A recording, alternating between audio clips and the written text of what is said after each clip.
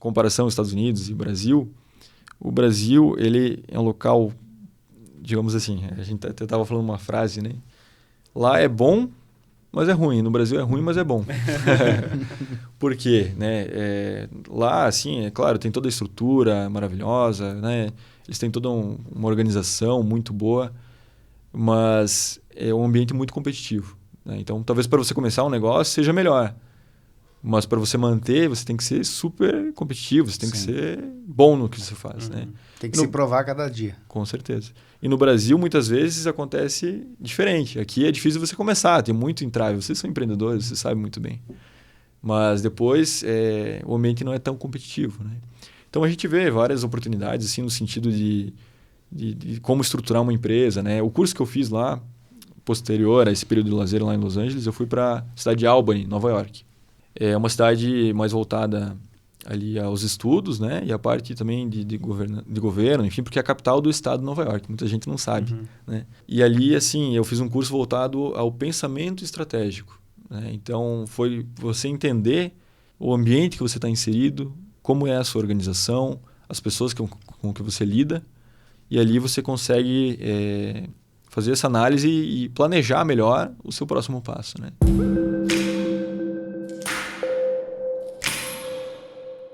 Olá, sejam todos bem-vindos. Estamos começando mais uma edição do Fala Mais, nosso podcast aqui do Oeste de Santa Catarina, onde a gente recebe os nossos convidados para a gente bater um papo, conhecer um pouquinho das histórias. Fala Mais que nessa temporada tem o oferecimento da Cicobi Valcred Sul, também do Frigorífico Arvoredo, da Notável Construtora, CRT Technology e do Oeste Mais.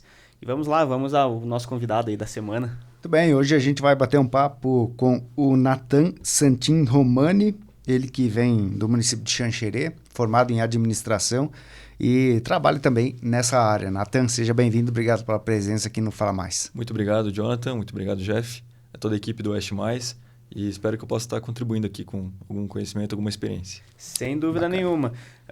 Jonathan falou que vem do município de Xanxerê, mas tem uma história bem presente no município de Ponte Serrada, inclusive, né, Nathan? Com certeza. Fui nascido em Xanxerê, mas a minha família aqui tem muitas raízes em Ponte Serrada, né? Acredito que alguns conheçam, a família Romani. O sobrenome é bem familiar, né, inclusive, para muita gente. Com certeza. Então, a gente sempre teve aqui um pezinho aqui, né? Desde pequeno, vindo para cá, participando da empresa, participando aqui ativamente também da cidade em si. Né? Então, é muito, muito bom estar aqui hoje. Nathan, para o pessoal que não conhece você, conta um pouquinho da tua história. Quem é o Nathan Santin Romani? Sim, bom, eu hoje em dia, né, estou com 24 anos, minha família, pelo lado da minha mãe, Santin, né, é uma família que eu posso contar um pouco da história, talvez, sim, que ajude a elucidar, né, eu trago sempre muito ali os valores ali dos meus avós, né, então, o meu avô Santin ali, ele veio ali de uma família em Abelardo Luz, né, ali dos fundos ali de Abelardo Luz. É uma família que começou ali com a agricultura familiar de subsistência, né? Acredito que muitos também já começaram dessa mesma etapa. E ele começou a trabalhar como um caminhoneiro, né? Nessa época. Então, começou ali com os seus caminhões, depois ele veio a montar uma transportadora. Ali nos anos 80, ele foi lá para o estado de Goiás, Cristalina. Acredito que também tenham famílias, muitas famílias aqui do sul que foram para lá. E ali ele continuou com seus negócios ali até o seu falecimento, até os seus 81 anos, junto da minha avó também, que sempre apoiou. Né? E todos esses valores foram passados para minha mãe também. Né? Minha mãe é dentista, que me passou também muito, muito carinho, muito amor. Né? Eu digo que ela é uma pessoa que tem um coração maravilhoso, que sempre me ensinou muito ali como tratar os outros. Também me pegou muito no meu pé na questão dos estudos, né? Sempre cobrando ali e apoiando muito. Né? Então, tudo isso veio para mim. E, claro, também da minha família do meu pai, que alguns conheçam também o Sadi Romani, né? Meu avô, que começou ali os negócios. Ele que veio também de uma origem muito simples. Ele era o irmão mais velho ali da família. Começou também da agricultura de subsistência. Mas ele viu que aquilo ali não era bem o que ele queria. Né? Ele teve uma ambição de olhar um pouco mais adiante. E ele, naquela época, ele começou também como caminhoneiro.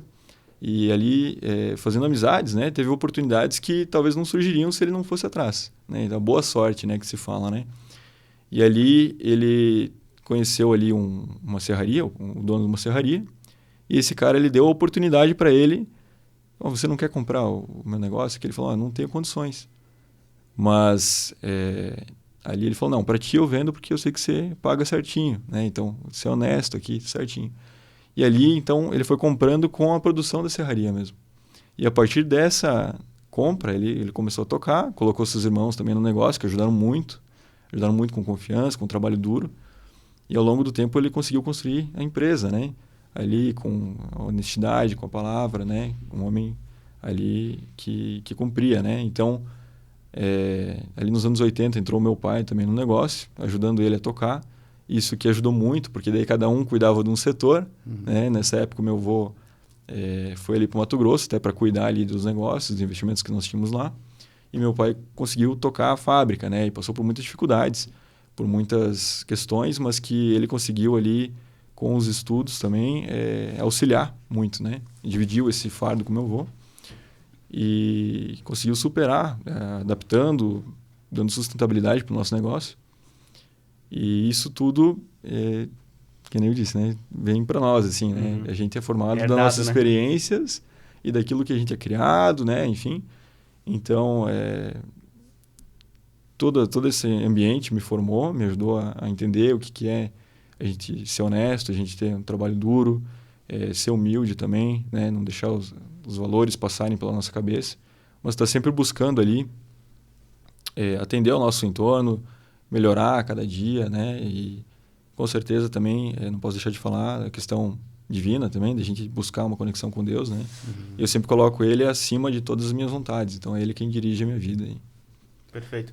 Você, o Jonathan disse, é administrador, né? De formação. Isso. E essa formação aí, qual que foi a tua tomada de decisão? Justamente para dar sequência aos negócios da família? Sim. Assim como eu disse, né? A questão da empresa acabou afetando muito a minha vida, né? Mas assim, num lado positivo, porque desde pequeno, assim, meu pai às vezes me trazia junto para eu aprender como que era o dia a dia, para estar junto, para pegar gosto pela coisa, né? Então, às vezes eu vinha com, sei lá, 5 anos, daí depois dos 7 anos, né? E eu vinha uma vez por semana, meu pai me trazia aqui, ele mostrava, ó, você vai acompanhar ali um pouquinho na fábrica, vai lá no reflorestamento com o vô, né? Vai acompanhar, e ali a gente foi pegando gosto pela coisa e já entendendo também qual que é o papel, né, que eu teria que seguir, né? Ele sempre falava assim que para estar dentro da empresa não bastaria apenas ser herdeiro. Ele queria que fosse um sucessor. E para ser um sucessor, tinha que se esforçar, tinha que estar aprendendo, tinha que buscar o conhecimento para poder chegar um dia e estar à frente dos negócios, né? Sim, tinha que ser atuante e com capacidade ali, exatamente, né? Com conhecimento. Exatamente. Então, eu busquei esse conhecimento, busquei a faculdade em si, porque acabei pegando gosto pela coisa, né? Comecei a roer o osso ali, digamos assim, e aí já direcionei o meu foco para a administração. Você não teve dúvida, então.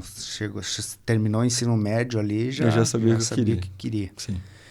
E antes do curso em si, você já trabalhava diretamente dentro da empresa? Eu digo trabalhar com salário, já recebia para isso? Assim, por conta de ser em Xanxerê, eu não vinha todo dia, né? Porque com os estudos era complicado, enfim. Mas ali nos meus 11 anos eu comecei a vir com mais frequência, né? Eu vinha ali 1 ou 2 vezes por semana.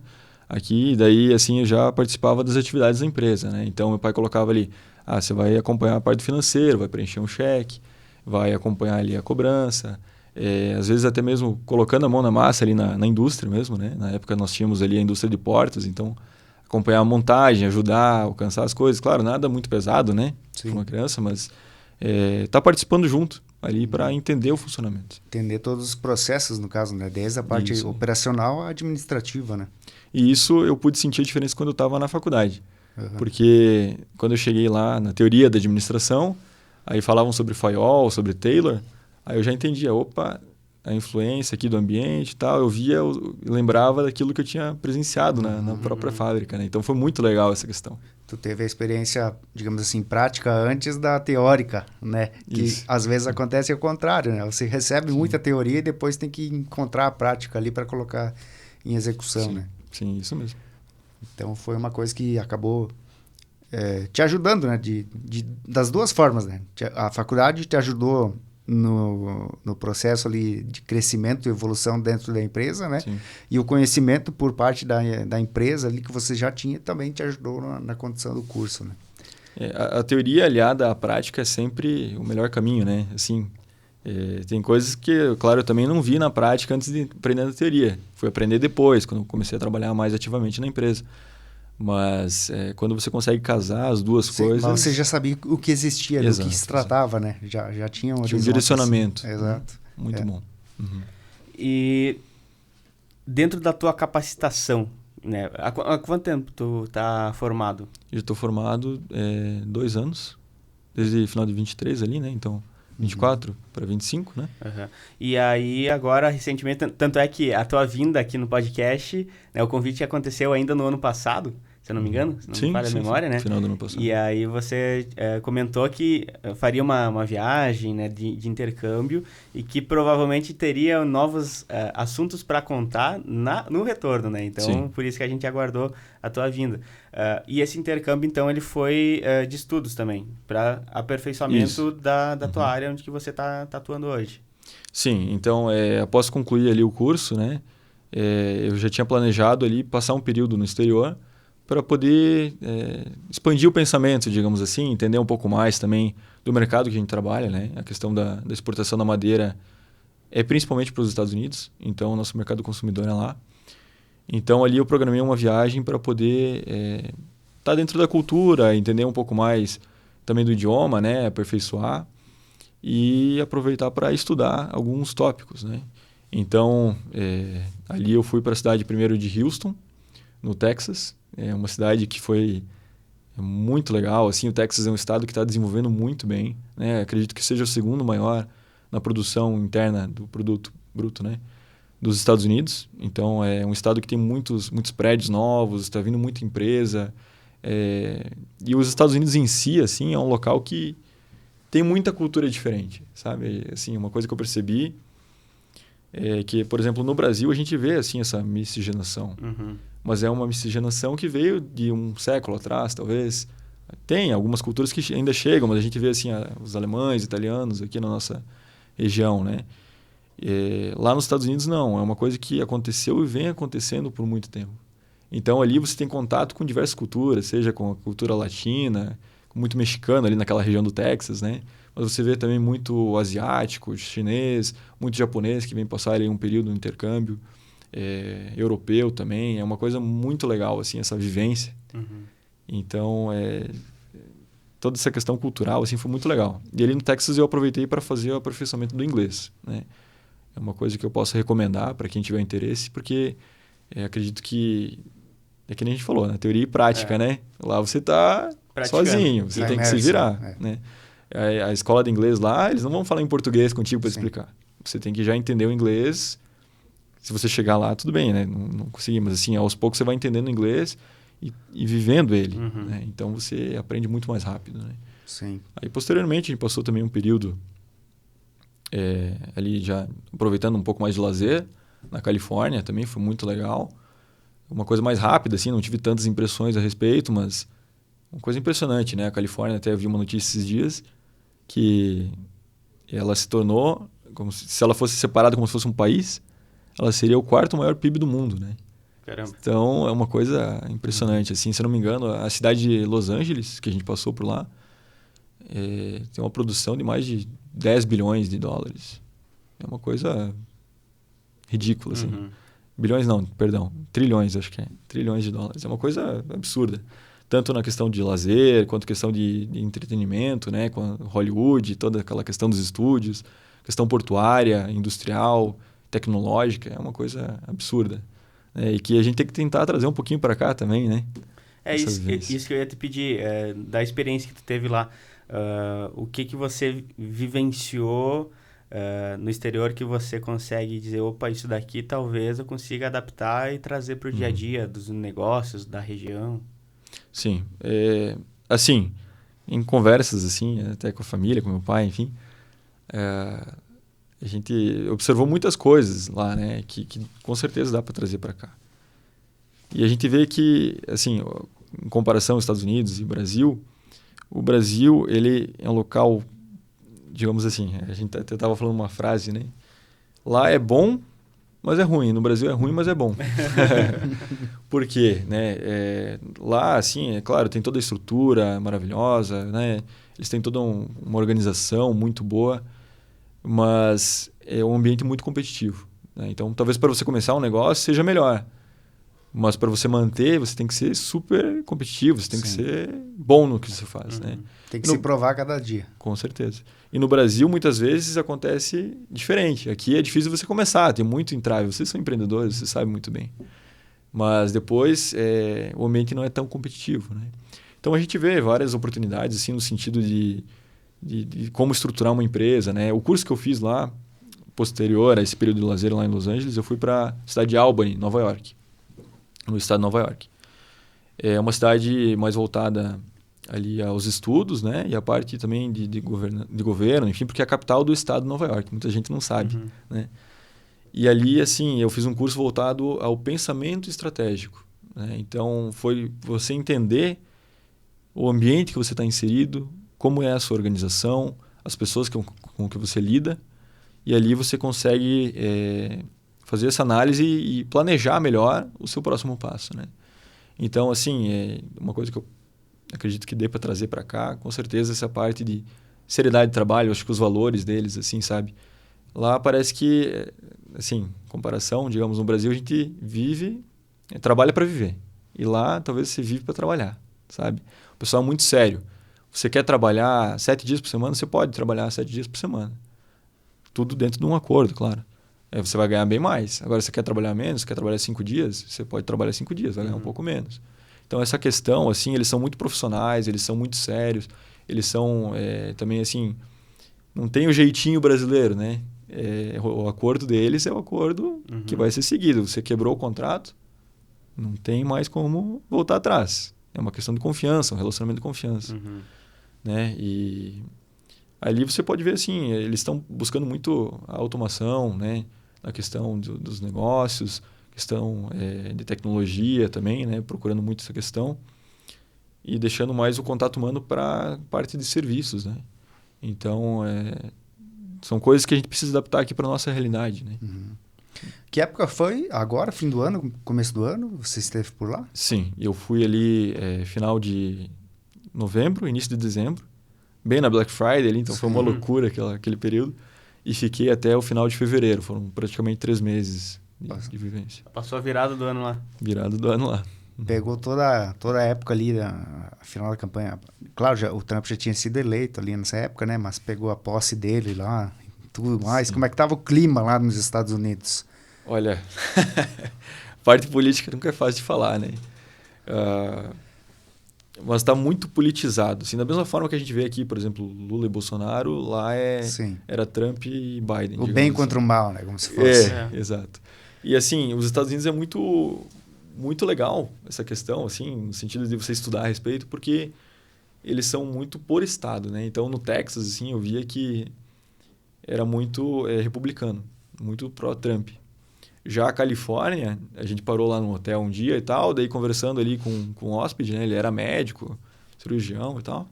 A gente conversando, foi indo papo e tal, e chegou na parte da política, né? E totalmente contra o Trump, sabe? Uma coisa assim, não, porque não tem como, não sei o que e tal. Beleza, eu só concordei, né? Para entender mais do pensamento. E até tive um caso um pouco mais profundo ali com o meu professor na universidade mesmo.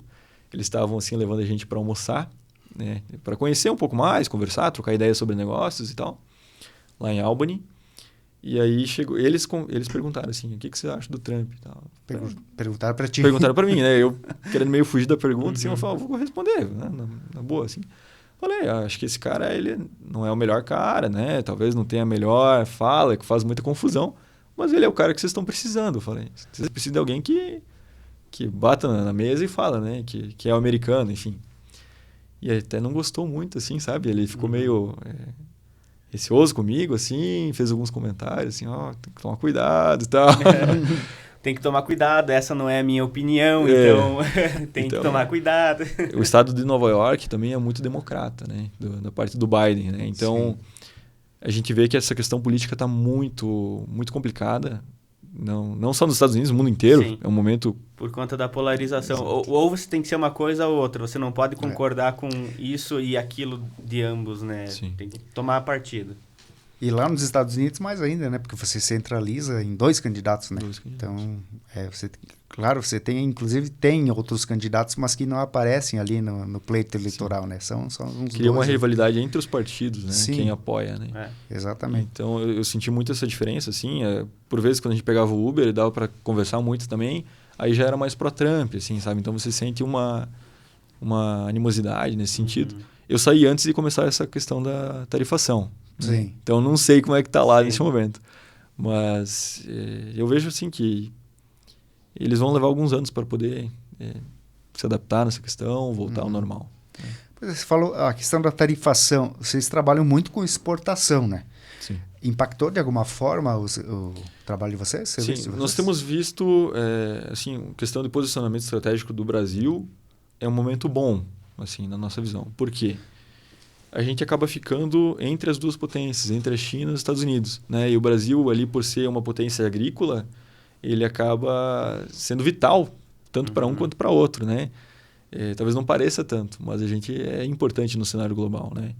E a gente viu também que as tarifas aqui para o Brasil, né, em questão dos Estados Unidos, foram de 10%. Foi a menor taxa ali. Né? Exato. Então, digamos assim, entre os cenários foi o menos pior, digamos assim. Né? Então, a gente viu alguma movimentação, ainda que baixa, mas assim, já está movimentando um pouco mais, está animando um pouco. O pessoal está muito receoso ainda de saber se vai continuar a tarifação, se não vai. A questão da...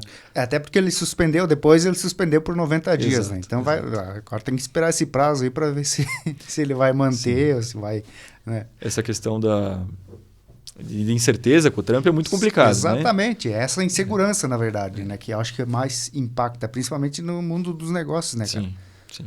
Então ficou um pezinho atrás, mas assim, a gente vê com bons olhos, a gente acredita que isso pode acabar influenciando a posição do Brasil nos mercados.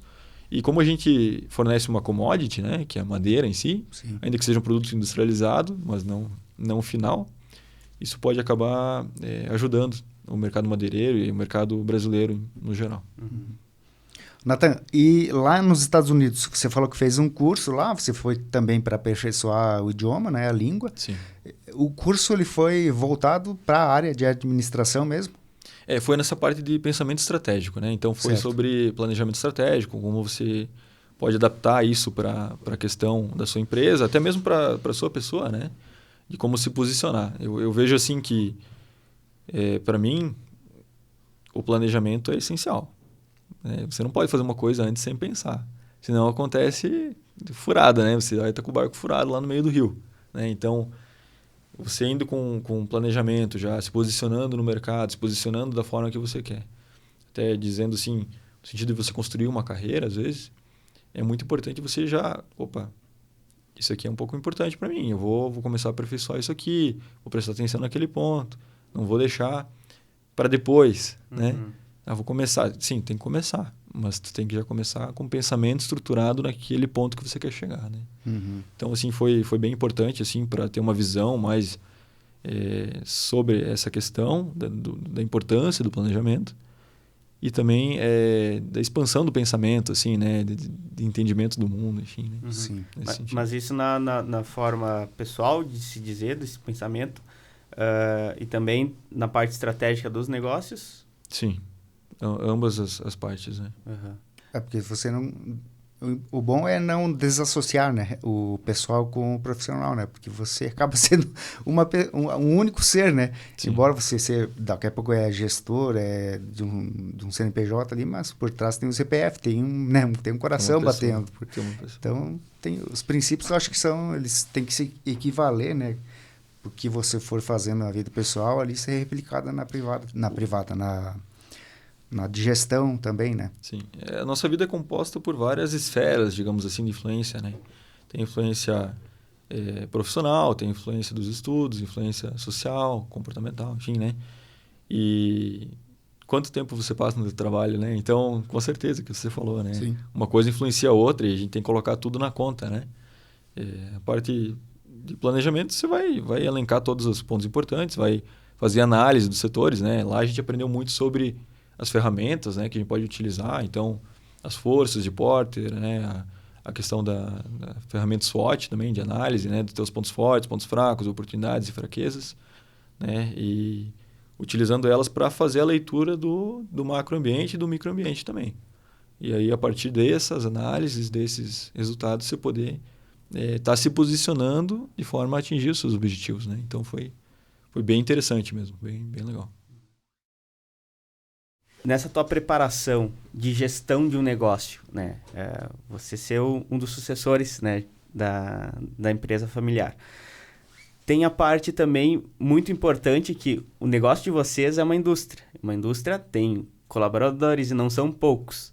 Como é que é essa parte da gestão? A gestão de pessoas, né? De você ter muitas pessoas ali para gerenciar, para administrar. Como é que funciona isso?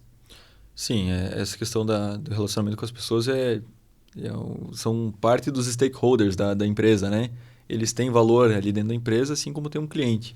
Porque sem as pessoas você não consegue fazer nada, né? Então, a gente procura sempre estar conversando, né? Ter uma relação, de certa forma, amiga, né? Amistosa ali com as pessoas, para que a gente possa entender de que forma a gente pode ajudar, de que forma que a gente pode estar colaborando com elas também, e cada um fazer a sua parte, né? Tanto do nosso lado, cumprindo ali o nosso acordo, quanto da parte deles também, né? Então, a gente procura sempre dar um apoio. Muito que eu aprendi na faculdade em si, né? Tem de manter ali um relacionamento de construção, assim, para frente, né? Então, a gente poder dar uma perspectiva, né, para as pessoas, assim, olha, se você se dedicar um pouco mais, cumprir as funções ali, eu ver que tem a boa vontade, que é o principal, né, que a gente enxerga, assim, muito da nossa cultura empresarial própria, né, a gente pode estar evoluindo a relação, evoluindo a sua carreira, né, enfim, nesse sentido. Perspectiva de crescimento, né, dentro do negócio, né, acho que é importante. É um dos motivadores, penso eu, para o funcionário, para o colaborador em si, né. Com certeza, né, essa questão de um plano de carreira, né, é muito importante para qualquer um, assim. Eu vejo que você se acomodar com sua profissão ali, às vezes, não é o melhor caminho, né? Para você poder evoluir na sua vida, poder cumprir outros objetivos, você tem que estar sempre pensando um passo à frente, tá? E agora? Eu vou seguir esse caminho. Depois, como é que vai ser, né? Qual que é o caminho? E ali, dentro da empresa, tem que ser assim também, né? A pessoa pode entrar ali, às vezes, no chão de fábrica, na indústria, e pode ir evoluindo. Às vezes, gerenciar uma equipe, pode estar à frente ali de um setor, né? E amanhã depois está até criando o seu próprio negócio. Por que não, né? Hoje em dia, né, a nossa geração já é muito dessa questão de rotatividade, enfim, mas uma rotatividade boa, né? No sentido que crescendo na carreira para frente, não apenas a rotatividade das funções, né? Fazendo a mesma coisa em diferentes locais. E dentro do negócio de vocês, tu disse ali, madeira, exportação, mas o que é? Vocês beneficiam? Qual que é o produto que vocês entregam na ponta? Sim. Hoje em dia nós temos ali o setor florestal e o setor industrial, né? O nosso maior foco atualmente está sendo no setor florestal, né? Por conta que a gente acredita que é um setor ali que tem mais acesso, é uma questão de investimento que já está consolidado na nossa empresa, né? E ali, então, nós temos a venda das toras em si, né, para as empresas em maior volume. E na parte industrial, nós temos também a fabricação de painéis de madeira maciça, colada, e a fabricação de molduras, né, principalmente para exportação. Nós temos alguma coisa aqui para o mercado interno também, mas principalmente para o mercado externo, Estados Unidos, Europa, nesse sentido. E ele é específico para a indústria moveleira, para a fabricação de móveis? Ele é um produto semi-acabado, né? Então ele sai, digamos, lixado, né? E quem vai comprar isso aqui vai fazer, por exemplo, vai lixar um pouquinho mais fino, né? Vai deixar ele um acabamento melhor e vai fazer a pintura para poder instalar, né?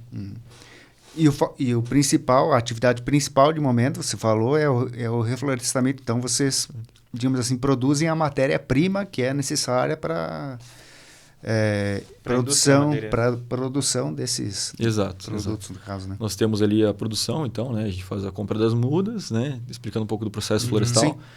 Aí vai ali para o reflorestamento, né? Vai fazer ali a questão do controle de herbicidas, enfim, né, para preparar o solo para o plantio, faz o plantio ali da muda, reposição ali, se houver alguma praga, como formigas, alguma coisa assim, nesse sentido.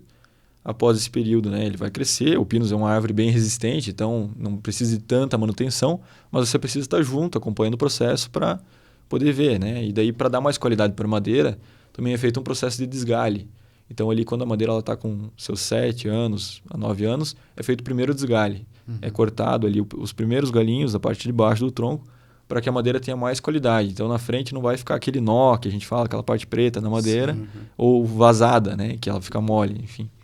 Ele vai ficar uma madeira limpa, uma madeira bonita, que dá mais valor para o produto final. E aí, após esse período, é feito também um segundo desgalhe, né, após alguns anos, e feito o desbaste, tanto desbaste seletivo quanto o desbaste sistemático. Então, a cada tantas linhas, né, plantadas, é retirada uma, e dentro dessas linhas é feito a escolha das madeiras que são mais fracas. Às vezes uma madeira que está doente, uma madeira que está um pouco mais fina, e vai ser retirada, uma madeira que está mais torta, retirada para que as outras possam crescer mais, crescer com mais força, mais intensidade.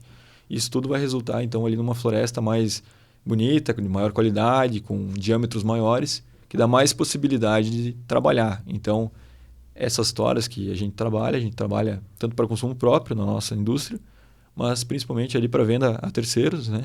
Aí pode estar sendo trabalhado ali para a questão de laminação, fazer compensados, parte de móveis também maciços, né? Atende uma variedade de produtos aí. E desde desses processos que tu falou, desbaste, desgalhe, esses materiais que são retirados durante o caminho, eles são utilizados para algum fim? Ou é simplesmente um descarte? A parte do desgalhe são madeiras de pequenos diâmetros, né? Bem fininha, então acaba não sendo utilizada. Ela acaba ficando ali na área mesmo até mesmo para adubar a própria terra, né? A parte do desbaste, sim, já é aproveitado, né? O primeiro desbaste é feito ali com 11 a 14 anos, né? Então, é uma madeira que já tem um certo volume, né? Isso pode ser utilizado tanto para a indústria de celulose, quanto para as indústrias locais mesmo. Então, isso pode ser utilizado ali para madeira maciça mesmo, né? E já vai sendo utilizado em todo o processo. Cara, esse ciclo ele é muito longo, né? Anos, décadas, né? Como é que é feito o gerenciamento disso? Porque, diferente de, por exemplo, uma cultura, sei lá, uma soja, alguma coisa nesse sentido, que são alguns meses para você plantar e colher, né? O período. Uma floresta não são anos, décadas, né? Sim. Como é que é esse gerenciamento? Sim, no sentido de negócio mesmo, né? Sim, porque o teu fluxo de caixa tem que aguentar Exato. muito mais, né? Esse é um processo que eu estou começando a acompanhar agora, né? Eu estou na empresa já fazem 5 anos, assim, de forma ativa, né? Todos os dias. Mas os plantios que eu estou plantando hoje, serão aqui 18 anos, 20 anos, né? Então, eu vou ver os resultados lá na frente. Para isso, você tem que ter uma base muito sólida, né? Um negócio que vai ter que aguentar por alguns anos. Esse processo foi todo feito ali pelo meu avô e pelo meu pai, né? Até o momento. Para os futuros plantios, eu e minha irmã que estaremos presentes, né? Eu e a Ágata, no caso. Assim, posso dizer que não foi um processo fácil, né? Por muito tempo a indústria teve que segurar, né? Então, ela vai segurando, vai dando giro e o florestal vai crescendo. Você vai acumulando ali um estoque florestal até o momento que seja sustentável o seu próprio negócio. Hoje em dia, graças a Deus, a gente já tem, graças a Deus e graças a um trabalho duro, né? A boa sorte, né? Nós já temos um estoque florestal o suficiente que possa atender nossas demandas aqui e suprir a terceiros, né? Mas isso, para entender melhor, Nathan, é feito agora, nesse caso, você falou que já está há 5 anos na empresa, né? De Sim. forma mais direta. Pensando no longo prazo, daqui 20, 30 anos, foi feito um planejamento para que você tenha, digamos, extração todo ano, ou cada 2 anos, cada 3 anos, para que você não precise fazer de ciclo em ciclo, digamos, a extração e transformar aquilo lá em renda. Sim, nós gostamos de ilustrar isso como se fosse uma pizza, né? Imagine que a pizza tem 18 pedaços, né? Uma para cada ano. Você comeu o primeiro pedaço esse ano, aí você já, digamos, colocou de novo, né? Um para crescer ali, o fermento para crescer. No outro ano você come aquele outro pedaço e deixa ali crescendo. Ao final dos 18 anos, ao final do ciclo, você sempre vai ter uma fatia, né, de forma sustentável. Que nem eu disse, para chegar a esse ponto foram vários anos de trabalho. Sim. Né? Precisa pelo menos um ciclo, né? Exato. Para chegar nisso. Exato. Mas hoje em dia nós já temos os ciclos fechados. Perfeito. Então, no caso, essa questão da floresta que você falou, que faz o plantio e tal, é a continuação do ciclo, né? Isso aí, com certeza. Quanto tempo já, então, já nessa área do reflorestamento? O plantio de pinos, se eu não me engano, já começou na década de 80, até um pouco antes. Porque na época lá, a gente trabalhava... vai quase meio século, então. Sim, tem muito tempo já. Porque isso começou na época do meu avô, né? Naquela época a gente trabalhava ali com madeiras nativas. Trabalhava ali com a madeira de embuia, que era muito da nossa região, e madeira de pinheiro, né? Sim. E foi sendo trabalhado até que ali na década de 80, 90, foi sendo proibido o uso dessa madeira nativa, né? E muitas empresas acabaram fechando nesse período. Até estava falando ali com outro rapaz, que a família tinha empreendimentos nesse setor e eles sofreram muito, assim, acabaram fechando seu negócio, enfim. E o que sustentou isso foi a visão do meu avô lá atrás, que você tinha duas opções. Uma, você pagava para o IBAMA ali, enfim, alguém reflorestava para ti e você não tinha acesso a essa madeira, ou você mesmo tinha que repor e plantar. E ele decidiu, não, se for para mim ter alguma coisa, eu vou plantar, porque daqui a pouco essa madeira vai dar em alguma coisa. Então ele foi plantando desde aquela época. E aí, quando foi sendo proibido, a gente tinha já um estoque florestal que dava para começar a trabalhar. Ele ainda não era o ciclo sustentável. Opa, perdão. a Siri conversando. Exato. Mas a questão é que foi aberta a possibilidade de trabalhar, né? E ali naquela época, até foi feita uma transformação na empresa para deixar de trabalhar apenas com madeira nativa e trabalhar com madeira de pinos. O pinos não era aceito no mercado nacional. Aí foi feito um trabalho de adaptação para o mercado de exportação. Por isso que a gente entrou no mercado de exportação. Então a indústria teve que ser transformada, a gente foi buscar tecnologia no exterior para que assim a gente pudesse atender o mercado americano, o mercado europeu. Sim, né? Pois é, a minha pergunta, hoje é só pinos, no caso? Nós temos um pouco de eucalipto também, mas o nosso foco principal é o pinos. E por que o pinos? Claro que é histórico, vem lá de trás, né? Mas por que a manutenção ainda e a ideia de continuar? A madeira do pinos, né, ela é uma madeira que na nossa região tem uma adaptação incrível. Ela é uma madeira exótica, né? Ela é proveniente da América do Norte e Europa. Só que lá, para a madeira alcançar, digamos, a maturidade, ela vai demorar em torno de 80 anos. Que é um ciclo muito mais longo. É uma madeira também que vai mudar a questão de densidade dela. Mas assim, para ela alcançar a maturidade, são 80 anos. Aqui na nossa região, essa madeira se adaptou com um crescimento de 18 a 20 anos. Né? Então, a gente tem uma vantagem competitiva em relação ao restante do mundo. Né? Então, a nossa produção fica muito mais barata nesse sentido. E assim, ela é resistente a geadas. Né? A nossa região também tem muita incidência de geadas. Então, ela é uma madeira resistente, uma madeira que se adaptou. Nós estamos buscando também algumas alternativas, mas essa foi a alternativa mais adequada, digamos assim.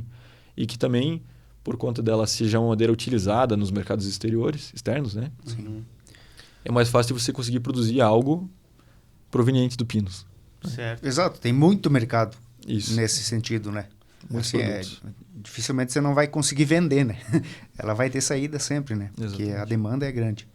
E essa diferença tão grande, né, da madeira nativa lá na América do Norte, que é onde você disse que tem, Isso, né? sim. E para aqui.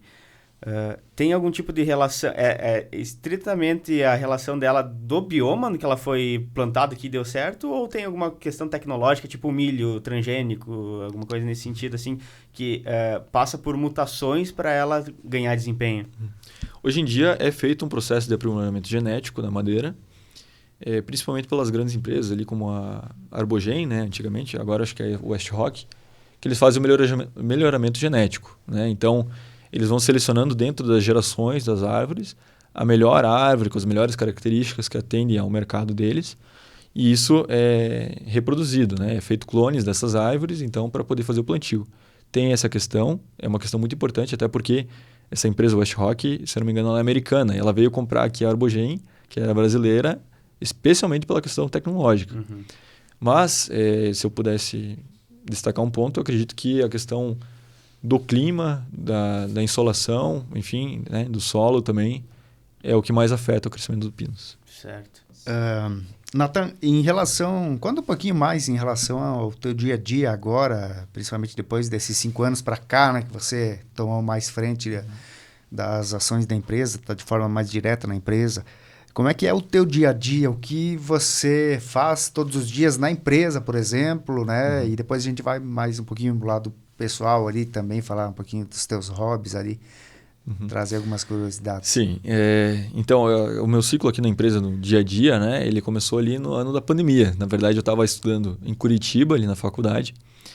E naquela época, a gente tinha feito um planejamento para atender a parte mais dos estudos, entender bem o mercado, ter um aprendizado de melhor qualidade.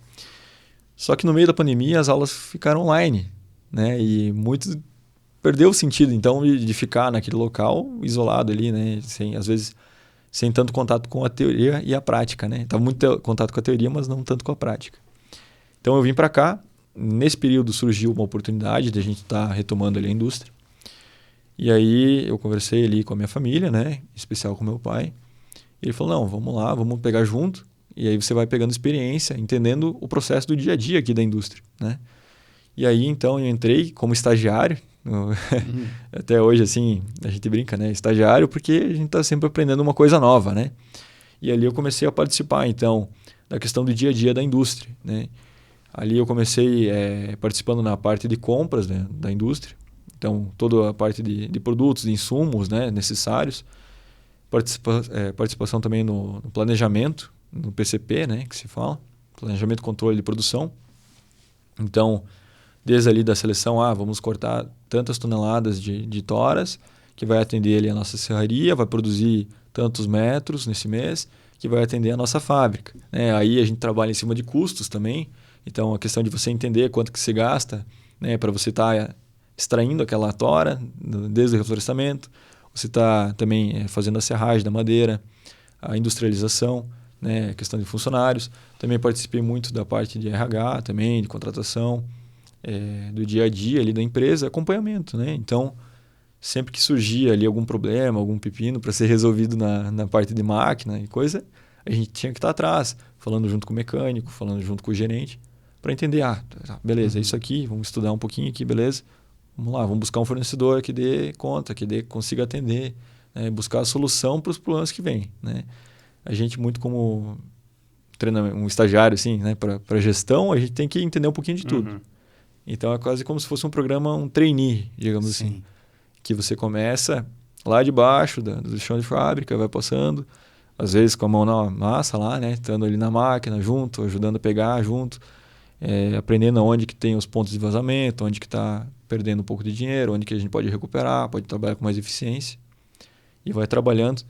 Nesse momento, agora eu estou focando mais na parte florestal, porque essa parte... A minha irmã é formada na parte de engenharia florestal. Então, eu estou pegando um pouquinho mais com ela, junto com meu pai também, para estar aprendendo essa questão do dia a dia, como que faz, o plantio é isso aqui, qual que é o ponto de atenção, onde que a gente vai buscar muda, como é que vai fazer, né? Enfim, aprendendo um pouquinho de cada setor. E aí você mora em Xanxerê hoje, né? Hoje, desde sempre, né? Tirando a fase ali que você foi para os Estados Unidos. Mas a tua rotina é viagem todo dia? Vai para casa dormir, enfim... É um bate e volta. Bate e volta, né? É um pouco cansativo, assim, mas faz parte, né? Porque os negócios estão aqui, né? Amanhã depois, quem sabe, venha morar aqui em Ponte Serrada.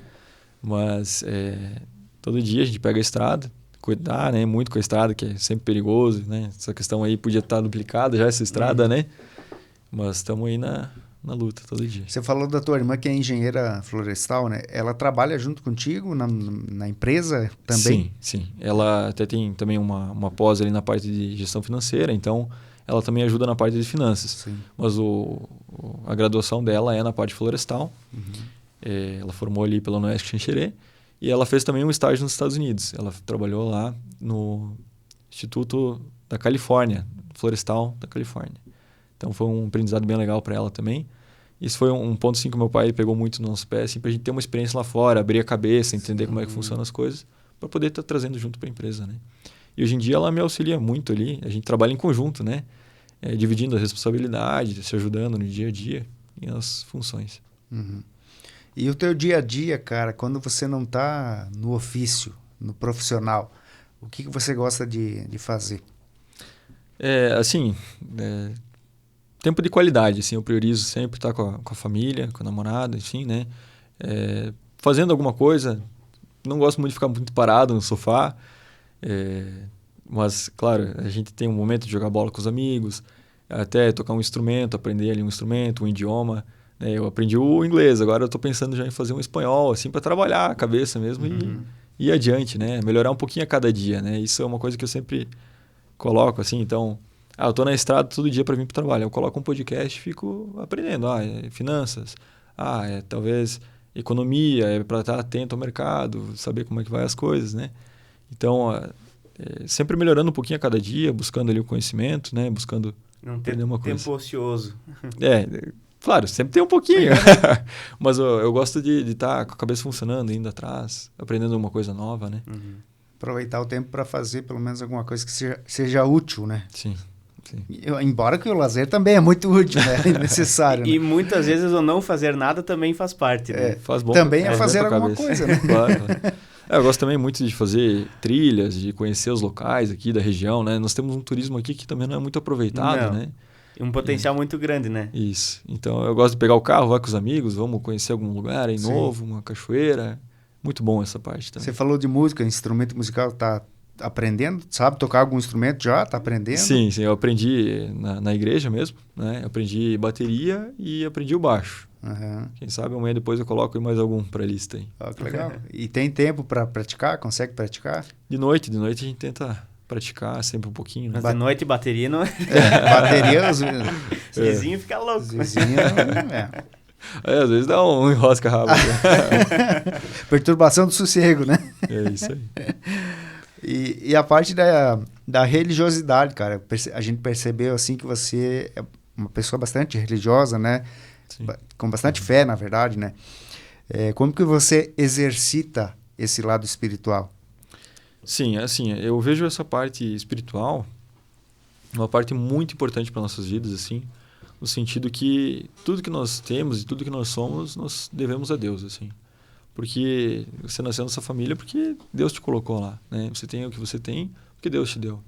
E eu vejo que isso é uma questão que tem que ser diária, assim. Você vê que... Até eu vi um vídeo esses dias falando como se fosse... Dando um exemplo de uma luva, né? Nós somos como se fosse uma luva. Se ela tá cheia de ar, ela tá viva ali, né? Agora, você tira a tua mão, tira o ar ali de dentro, ela vai murchar. E é assim Deus na nossa vida, né?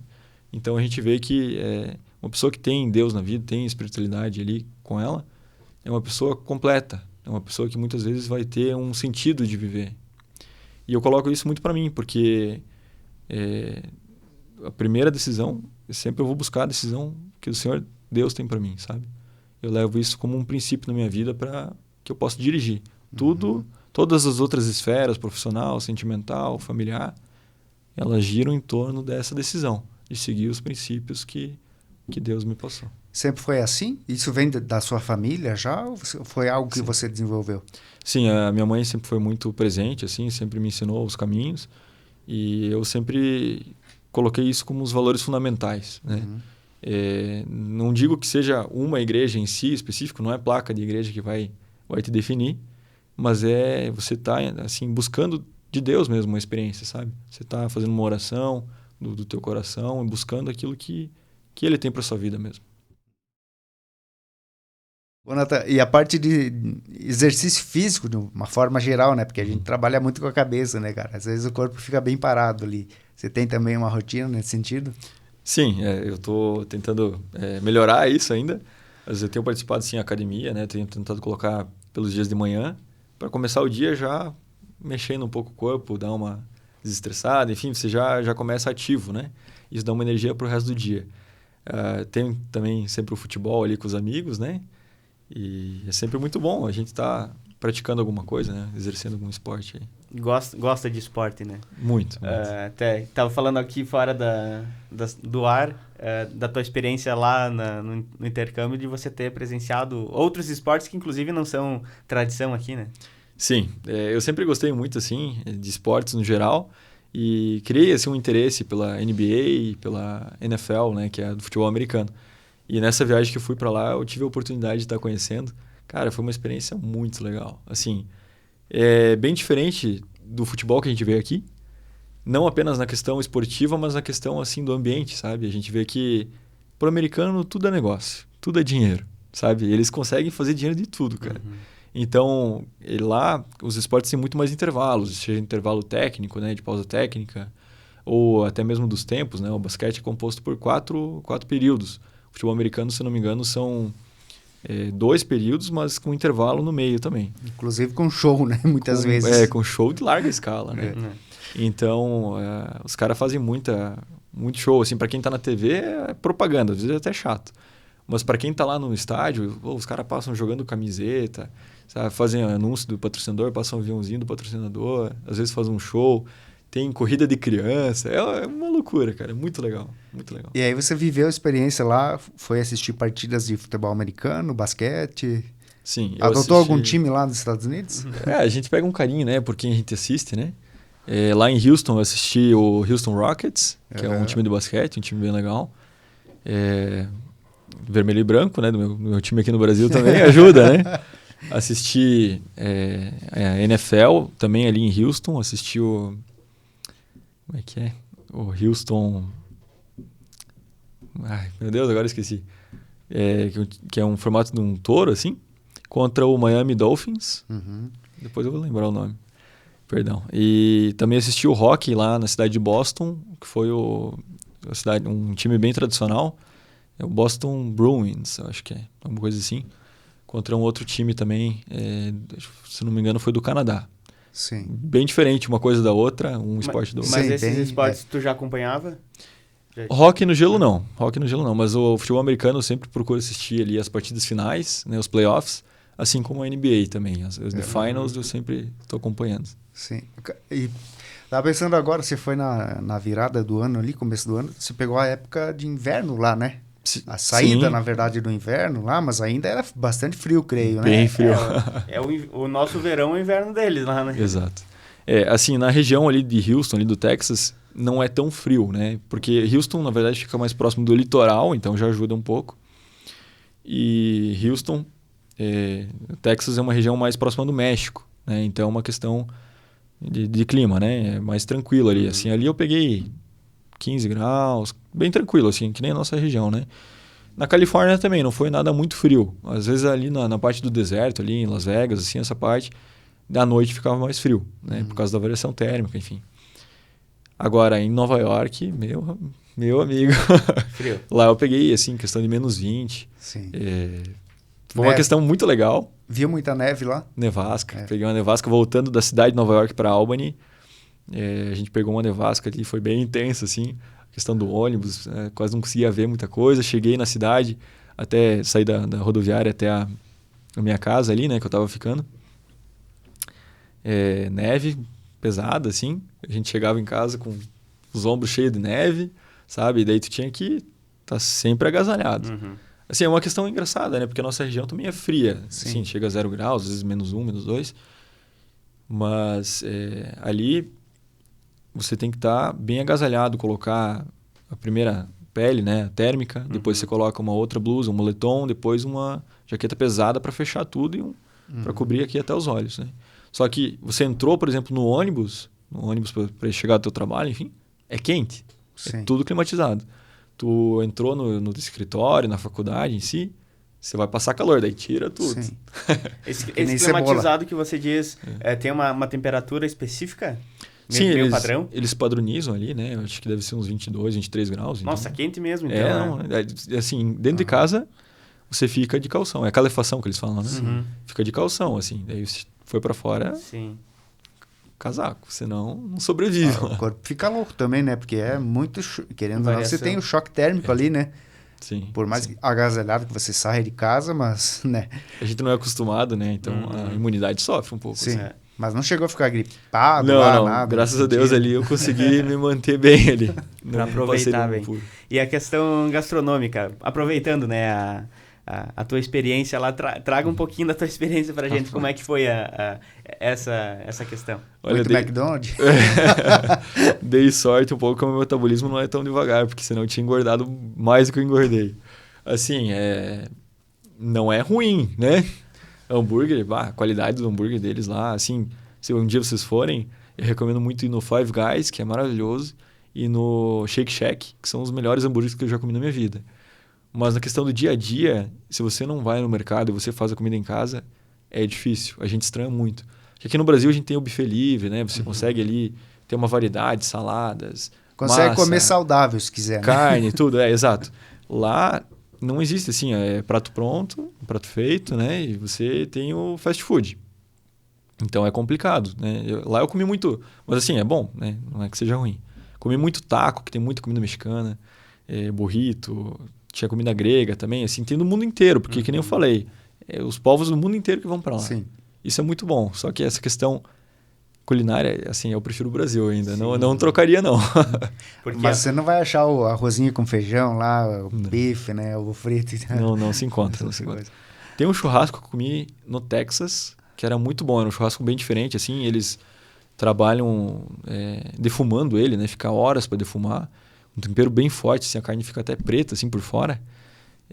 Brisket, que eles falam. Mas eu não trocaria pelo nosso churrasco, não. Aqui ainda é melhor. o gostinho da nossa culinária é... Especial. Eu já fui para outros locais também, outros países, e posso dizer que o Brasil só pode ser comparado talvez com a Itália, ali, alguma coisa assim, porque o Brasil é muito bom. E o que você gosta de culinária, cara? Já que a gente tá nesse papo aí. Tô comendo. Pergunta clichê, né? Tua comida preferida. Come de tudo, não tem muito não tem nada de enjoamento, né? Enfim. Mas o churrasco é o especial, né? Eu acho que a nossa região aqui é muito especial, parte de costela e coisa, né? E todo domingo ali reunir com a família, né? É mais pelo evento também, né? Do que a própria comida. Tem a parte social, né? Do churrasco. Até esses dias eu fui pescar com meus amigos, né? E eu fui pelo churrasco. Deixa eles que pesquem lá. A gente vai... Sempre tem um churrasquinho. Vai jogar bola, tem um churrasquinho, né? Enfim. Isso é muito bom, né? Legal. Bom, Nathan, você é um cara jovem ainda, né? Tem muita estrada pela frente, né? Mas já tem uma bagagem, né, cara? Já tem, além da parte teórica ali, né? A formação em administração, tem toda a parte prática ali, já pelo histórico da empresa familiar e tudo, né? É algo que você já está inserido de forma profissional já há um bom tempo também. O que dizer, assim... para os mais jovens que você, digamos, né? Algum conselho, alguma orientação que você possa dar? Assim, trazendo um pouco daquilo que a gente conversou, eu acho que é muito importante, desde cedo, sim, já ter uma ideia, ir planejando aquilo que você quer ser, aquilo que você quer buscar, e não se limitar, né? A gente, por estar no interior, a gente pode acabar limitando o pensamento, né? Mas o certo é o quê? A gente mirar nas estrelas para acertar a lua, né? Então, se você tem uma vontade, um desejo de estar estudando fora, seja em outra cidade, outra capital aqui no Brasil, ou até fora do país, vai atrás, sabe? Coloca no seu planejamento, já vai acertando os números, não é impossível, sabe? Tem muitas bolsas, inclusive eu fui por uma bolsa lá para os Estados Unidos. Então, assim, são coisas que são acessíveis a nós, basta que a gente possa colocar uma energia, um foco nisso, né? E assim, com certeza, eu acho que ter essa vivência, passar um período em outra cidade, em outro local, vai trazer muito benefício. Porque a nossa mente ela vai expandindo, cada vez expandindo mais. E é como se você deixasse assim, uma bolha, você passou dessa bolha aqui de Ponte Serrada, de Xanxerê, enfim, foi para Curitiba, por exemplo, né? Ali você criou outra vivência, criou uma família, você criou amigos ali que você vai levar para o resto da vida, você criou valores, você entendeu mais coisas, aprendeu a se virar muitas vezes. Você saiu dali e vai para outra cidade, vai ter uma experiência fora, mesmo que seja uma viagem. Não precisa ser uma viagem para outro país, pode ser uma viagem aqui para o litoral. Cada vez mais você vai aprendendo. Então, eu colocaria isso muito... Sabe, tem experiências, vai atrás, coloca no planejamento, coloca no papel, não deixa só na cabeça, porque com certeza isso vai melhorar a sua vivência, a sua vida. E também na questão de tentar melhorar um pouquinho a cada dia, né? Hoje eu vou aprender uma coisinha aqui, eu vou estudar um pouquinho, vou ler um livro, vou escutar um podcast, vou ir atrás de um conhecimento para que sempre 1% melhor no final, o resultado, a diferença é grande, né? Uhum. E eu digo, essas dicas que você deu, o Jonathan pediu para a juventude, mas elas são para todo mundo, né, cara? Inclusive para os jovens que estão nos acompanhando, mas para as pessoas de mais idade também. Você não precisa... Chegou num patamar da vida e se acomodar, né? Exato. E mesmo que você sempre tenha sido acomodado, ainda há tempo de você desacomodar, né? Exato. Também só esqueci de citar, também de estar envolvido aqui, né, com as atividades assim no ambiente, né, que nem o Jeff também é sempre envolvido, questão do CDL, né, enfim, a EPS, de estar envolvido com o SW, que é um evento de tecnologia, né, de inovação, empreendedorismo, mesmo que você não tenha intenção de empreender, é muito importante você ir atrás desse sentido, porque com certeza vai te trazer ali uma visão melhor, você vai estar aperfeiçoando sua vida profissional e incentivar não apenas, né, a sua vida, mas também ao teu redor, né? Trazer uma inovação aqui para nossa região. Isso é muito importante, estar envolvido, né? Perfeito. Bacana demais. Conversa muito agradável, tivemos aqui com o Nathan Santin Romani, né? Nathan, mais uma vez, muito obrigado pela sua vinda no Fala Mais. Desejar para ti muito sucesso, né? Cada vez mais, continue sendo esse jovem aí talentoso, nato, né? Que vem de família, já é histórico, né? Todo mundo conhece aí a essência da família Romani. E dedicado, né? Porque não adianta o talento sem a dedicação, sem as outras qualidades ali, né? Então, parabéns para ti e sucesso. Muito obrigado, né? Jonathan, Jeff. Obrigado pela oportunidade de estar aqui, né? E desejar também um sucesso para vocês aí, que esse programa vá muito longe ainda. Muito bem, muito obrigado também, Nathan. Bom, o Jonathan já fez os agradecimentos, né? Mas um especial também, né? De você ter aceito o convite, né? Para vir compartilhar um pouquinho da tua história, dessas tuas experiências, eu tenho certeza. Para a gente foi engrandecedor, com certeza para as pessoas que acompanharam aqui também da mesma forma. Então, valeu, muito obrigado. Obrigado. E obrigado a vocês também que nos acompanharam.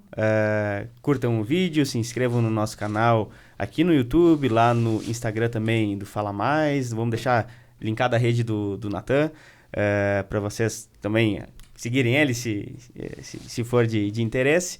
E um agradecimento especial às nossas marcas patrocinadoras que fazem o projeto do Fala Mais acontecer. Agora, em 2025, a gente está, então, com a Cicobi Valcred Sul, com o Frigorífico Arvoredo, também a Notável Construtora, a CRT Technology e o Oeste Mais.